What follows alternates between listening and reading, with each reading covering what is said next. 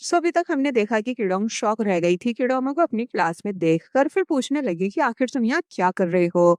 तो तब वो बताता है कि ये यूनिवर्सिटी मेरी भी है। जिनमी बोली, इसका मतलब अब तुम भी यहीं से स्टडी करने वाले हो।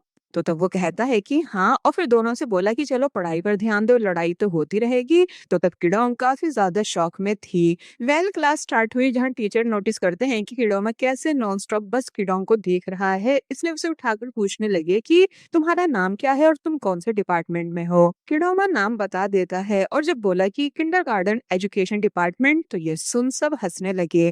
टीचर पूछते हैं, और तुम यहाँ क्या कर रहे हो। तो तब वो बोला कि मुझे बस पसंद है आपकी क्लास अटेंड करना, तो इसलिए मैं यहाँ आया था। तो तब टीचर कहते हैं कि अगर तुम यहाँ पढ़ने आए हो तो अपना ध्यान सिर्फ स्टडी पर रखो, ना कि उस लड़की पर जो तुमसे आगे बैठी हुई है। सभी इस बात को सुनकर शॉकिंग साउंड देने लगे, और फिर क्लास एंड हो गई। किडोमा जब जा रहा था तो किडोंग किडोमा से पूछती है कि आखिर तुम्हारी परेशानी क्या है, तुम क्यों मुझे परेशान करने यहाँ आए हो। तो वो बोलता है कि एक्चुअली इसे डेस्टिनी कहते हैं। अगर ऊपर वाला हम दोनों को मिलाने की कोशिश कर रहा है, तो क्यों ना हम इस बात को एक्सेप्ट कर लें।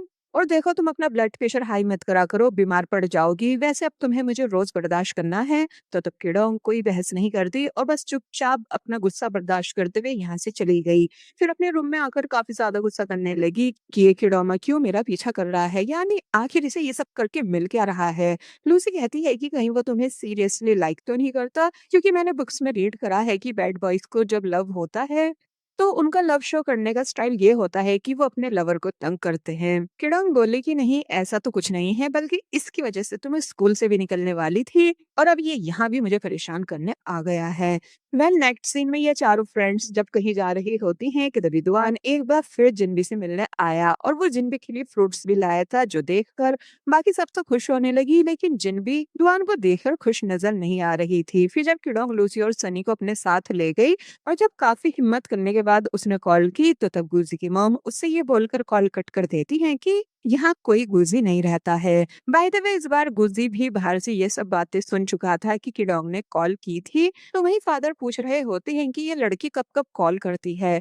मॉम ने बताया कि हर एक दो दिन छोड़कर इस लड़की की यहाँ कॉल आती है गुजी से बात करने के लिए। तो तब डैड गुस्सा करने लग जाते हैं कि ये लड़की बहुत ही बेशरम है, इसकी वजह से आज हमारे बेटे की ऐसी हालत है। लेकिन तभी गुजी यहाँ आया और अपने पेरेंट्स से बोला कि मैं क्लास रिपीट करने के लिए रेडी हूँ। तो तब मॉम डैड दोनों सरप्राइज रह गए, क्योंकि गुजी ने क्लास रिपीट करने तक से मना कर रखा था, लेकिन अब वो रेडी हो चुका है। जिसके बाद अब हमें दुआन दिखाया गया, जो कि आज भी काफी दूर से यहाँ आया था सिर्फ जिन्बी को ग्लव्स देने। लेकिन किडोंग बोली कि तुम उसे ये खुद क्यों नहीं दे रहे हो। तो तब वो बताता है इसलिए क्योंकि वो कुछ टाइम अकेले रहना चाहती है। किडोंग रूम में आकर जिन्बी को ग्लव्स दे देती है कि ये दुआन तुम्हारे लिए लेकर आया है, और फिर पूछने लगे कि आखिर अचानक तुम्हें हो क्या गया है जो तुम दुआन से इतनी दूरी बना रही हो। यानी दुआन एक बहुत अच्छा लड़का है, तुमको उसे एक चांस देना चाहिए, हम वैसे भी बड़े हो चुके हैं, इसलिए एक दूसरे को डेट कर सकते हैं।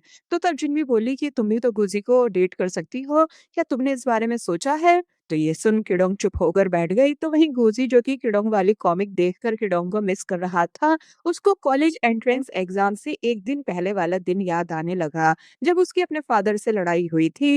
एक्चुअली हुआ ये था कि गुजी जिद कर रहा था कि कल एग्जाम है, इसलिए मुझे किडोंग से मिलना है, मुझे अब भी उसे कुछ चीजें समझानी है। लेकिन फादर गुजी को कहीं नहीं जाने दे रहे थे, जबकि वो कह रहा होता है कि मैं बस 1 घंटे में वापस घर आ जाऊंगा। आपने मेरा स्कूल भी बंद करा दिया है, मैं तब से कहीं बाहर नहीं गया, एटलीस्ट आज तो मुझे बस 1 घंटे के लिए जाने दो, कम से कम मैं अपनी दोस्त किडोंग को एग्जाम के लिए हिम्मत ही दे आऊं। बट फादर तब भी नहीं माने थे, बल्कि बहुत ही ज्यादा चिल्लाने लगे थे, यहाँ तक कि उन्होंने गुस्से से गुजी की वो कॉमिक भी फाड़ दी थी।